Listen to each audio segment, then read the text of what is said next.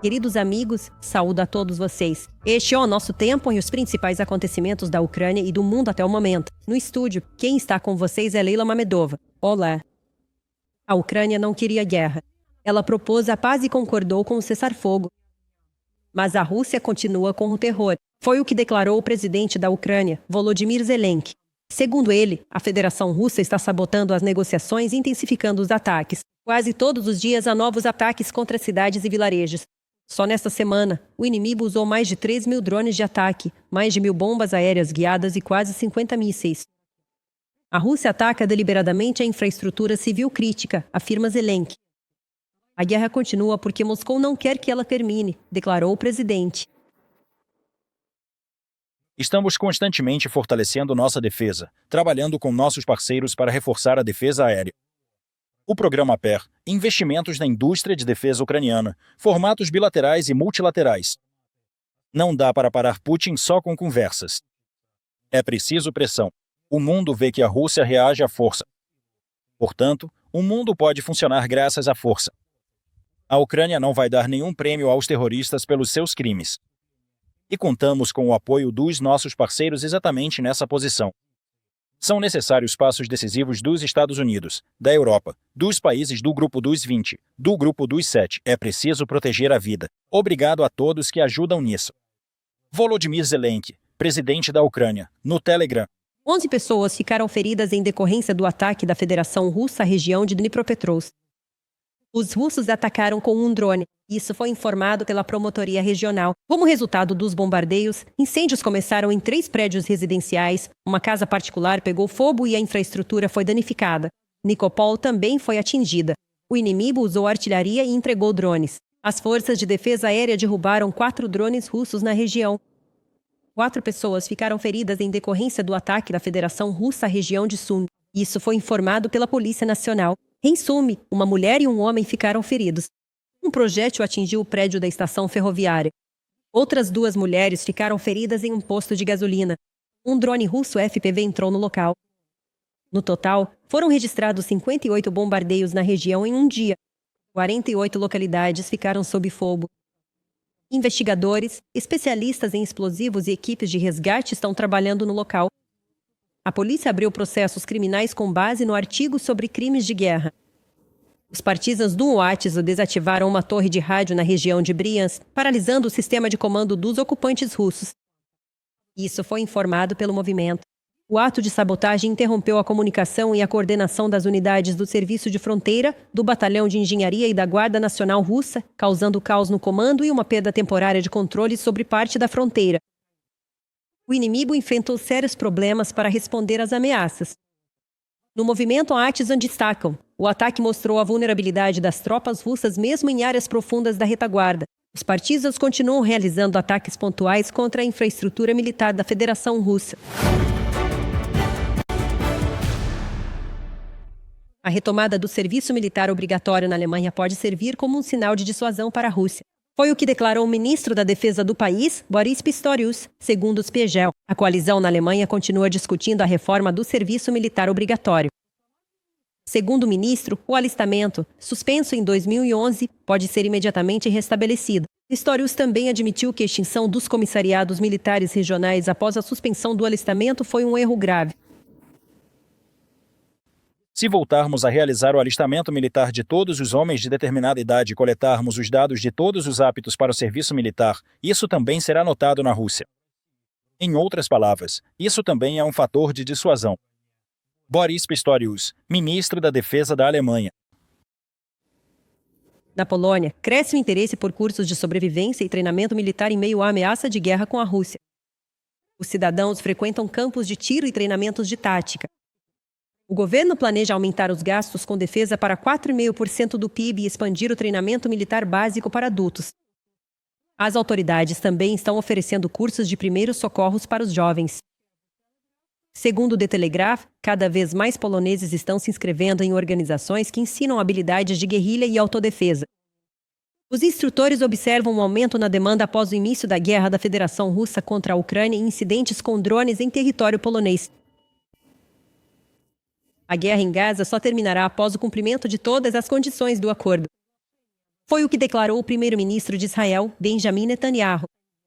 Segundo ele, a principal prioridade é o retorno dos reféns israelenses.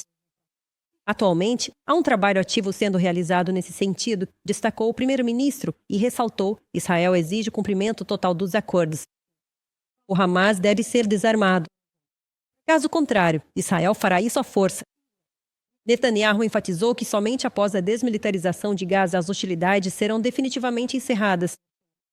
Lembro que, de acordo com a primeira fase do acordo, Israel deveria ter aberto o posto de passagem de Rafah na quarta-feira, mas não o fez. E na véspera, as forças de defesa de Israel informaram que recuperaram os corpos de mais 3 reféns mortos que estavam sob custódia do Hamas. Paquistão e Afeganistão concordaram com o cessar-fogo imediato. Isso foi informado pelo Ministério das Relações Exteriores do Catar. Após as negociações em Doha, ambas as partes concordaram em criar mecanismos para garantir uma paz e estabilidade duradouras. Além disso, segundo o Ministério das Relações Exteriores do Catar, Cabul e Islamabad planejam realizar um novo encontro nos próximos dias. Lembro que, em 15 de outubro, Paquistão e Afeganistão concordaram com uma trégua de 48 horas em meio aos recentes combates na fronteira. Anteriormente, foi relatado sobre combates na fronteira e a morte de mais de uma dezena de civis e militares. As autoridades paquistanesas culparam o movimento talibã pelo incidente. Segundo a Reuters, o conflito se agravou depois que Islamabad exigiu que o Talibã lidasse com os militantes que realizam ataques no Paquistão e supostamente operam a partir de refúgios no Afeganistão. Não há aos reis. Nos Estados Unidos, ocorreram protestos em massa contra o presidente Donald Trump. Milhares de pessoas foram às ruas em todos os 50 estados, informa Reuters. Os manifestantes protestam contra a política de Trump. Os ativistas estão insatisfeitos, em particular, com a decisão de Trump de enviar tropas da Guarda Nacional para cidades americanas. Também há críticas às operações de imigração e à redução da assistência. Os organizadores destacam: os protestos são pacíficos e seu objetivo é a defesa da democracia e dos direitos civis. As manifestações deram continuidade ao protesto de junho, realizado no aniversário de Trump.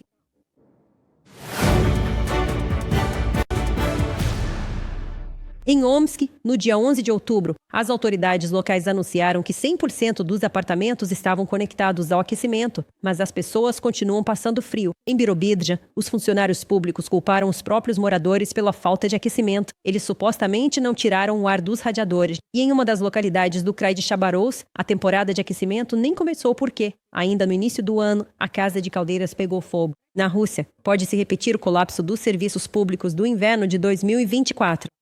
Mais detalhes sobre isso serão contados a seguir pela minha colega Victoria Chichukina. Na Rússia, moradores de dezenas de regiões podem ficar sem aquecimento.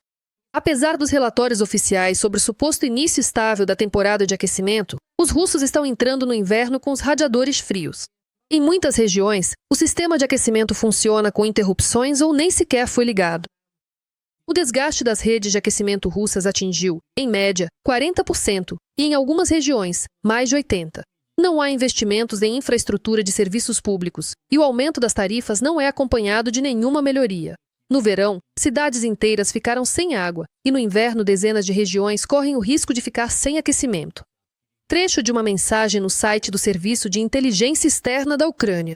Segundo dados do Ministério das Finanças da Rússia no final de agosto, o orçamento do Kremlin apresentou um déficit de quase 2% do PIB, ou seja, mais de 4 trilhões de rublos. Isso é 150 vezes mais do que no ano passado. 4 trilhões representam aproximadamente 1/3 do orçamento militar do Kremlin para o ano de 2025. Com esse dinheiro, com base nos preços médios das regiões russas, seria possível comprar 840 mil apartamentos ou reformar milhares de quilômetros de redes de aquecimento. Mas o Kremlin não pretende encerrar a guerra contra a Ucrânia nem reduzir os gastos com ela. Por isso, em vez de serviços públicos e outros benefícios sociais, os russos estão sendo apresentados ao aumento de impostos. A situação está tão ruim, as receitas de exportação estão caindo tão drasticamente em receitas da exportação de petróleo, gás, carvão, produtos metalúrgicos, produtos agrícolas, derivados de petróleo, do setor madeireiro e de tudo mais, que só as receitas notórias do setor de petróleo e gás já despencaram mais de 22% desde o início do ano. Até julho-agosto, a queda acelerou para 35% a 37%. Ou seja, a economia interna também está encolhendo, entrando em recessão, em crise. E não tem nem quem faça a manutenção dos sistemas de infraestrutura urbana. A escassez de mão de obra está se agravando na Rússia. Por um lado, o número de desempregados nas regiões está aumentando, mas por outro, as empresas não conseguem encontrar especialistas qualificados. A empresa monopolista russa RZD está encerrando projetos e reduzindo o quadro de funcionários. O motivo é a queda acentuada no volume de transporte, o aumento do custo dos empréstimos e o agravamento geral da situação econômica. O chefe das ferrovias russas, Belozerov, ordenou que até o 1º de novembro seja informado quantos funcionários da empresa serão demitidos. Em agosto, a RZD colocou os funcionários da administração central e das gestões ferroviárias em licença não remunerada, de forma voluntária e obrigatória, 2 dias por mês sem pagamento. Agora, começa uma redução completa do quadro de funcionários, que vai atingir o pessoal de gestão. Para fechar as contas, a RZD cortou quase 40% do programa de investimentos, colocando em pausa as maiores obras ferroviárias, incluindo a expansão da BAN e da Transiberiana para o transporte de matérias-primas para a China. Segundo publicação do The Moscow Times, somente o colapso da economia pode forçar Putin a sentar à mesa de negociações, afirma o presidente da Finlândia. Novas sanções contra o país agressor e a concessão de um empréstimo de reparação à Ucrânia com base nos ativos russos congelados. Esses são os fatores de pressão que realmente podem funcionar, acredita Alexander Stubb. Não precisamos tanto do poder do incentivo para convencer a Rússia a sentar à mesa de negociações, mas sim do poder da punição, capaz de forçá-los a fazer isso. Por isso, é preciso obrigar a Rússia a sentar à mesa de negociações pela paz. E é exatamente isso que o presidente Trump está tentando fazer. Enquanto isso, os cidadãos russos se preparam para repetir a experiência do último inverno. O colapso dos serviços públicos em 2024 ficou marcado por uma enxurrada de vídeos enviados a Putin, pedindo socorro. Moradores da região de Moscou faziam fogueiras nos pátios para se aquecer. Nos corredores dos prédios, não só as janelas, mas também as paredes ficavam cobertas de gelo. No chão havia pedaços de gelo e os radiadores estouravam dentro dos apartamentos. Ao mesmo tempo, o porta-voz de Putin, Peskov, aparecia em todas as telas do país garantindo que todos os defeitos já tinham sido consertados e os problemas resolvidos. Victoria Shishchukina para o canal de TV Freedom. Inscreva-se no nosso canal UATV Português e mantenha-se atualizado com os eventos mais importantes, as principais notícias da Ucrânia e do mundo, análises profundas, reportagens exclusivas e entrevistas. Tudo ao alcance da sua mão em nosso canal. Junte-se à nossa comunidade de espectadores e mantenha-se conectado.